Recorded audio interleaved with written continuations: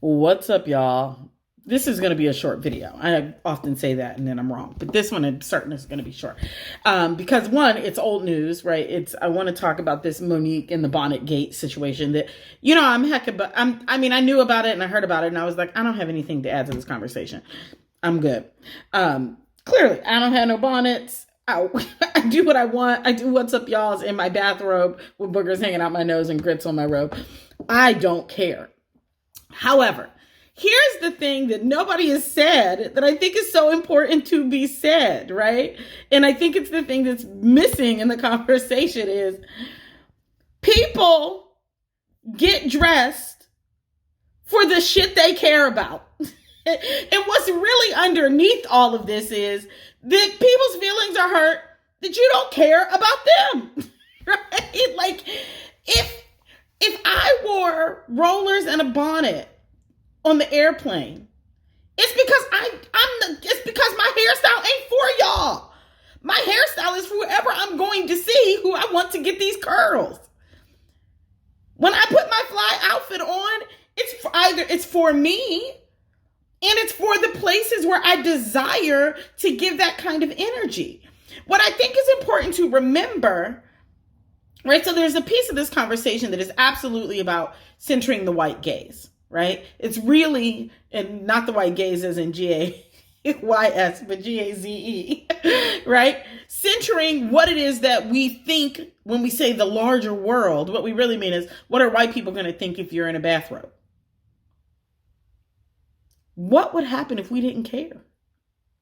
So that's one. What would happen? And I understand that there are deep fears about what would happen. I would lose a job. I wouldn't get an opportunity, blah, blah, blah, blah, blah. They'll remember me from the grocery store where I had on my bathrobe and they won't hire me, right? My mama say, what's for you is for you. So if that was going to be the thing that caused you to lose your job, that wasn't going to be the job. That's one. My soul believes that on a deep level. But beyond that, right?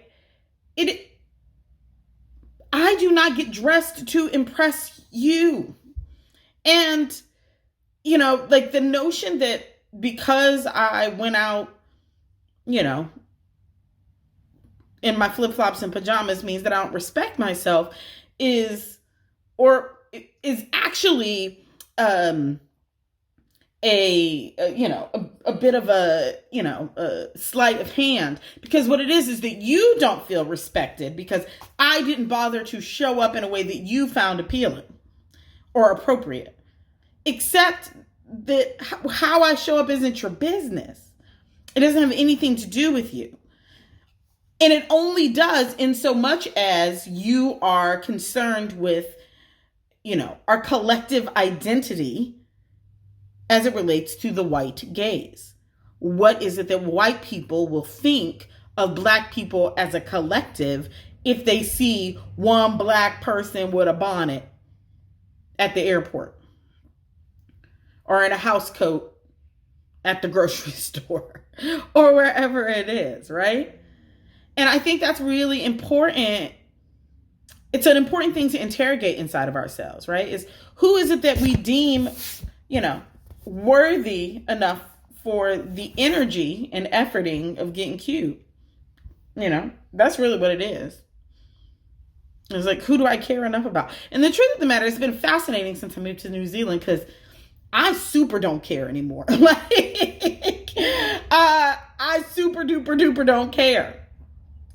And it's because I can't run around my life policing my existence on the possibility that you're a bigot, right? Like, Black people spend so much of our energy trying to manage the perspectives of white people so that we can function. And what I would offer is that there is an intense liberatory power in no longer giving a fuck, in no longer caring what white people think about how you look, talk, act, behave, think, move through, what rollers you wear or didn't wear, et cetera, right?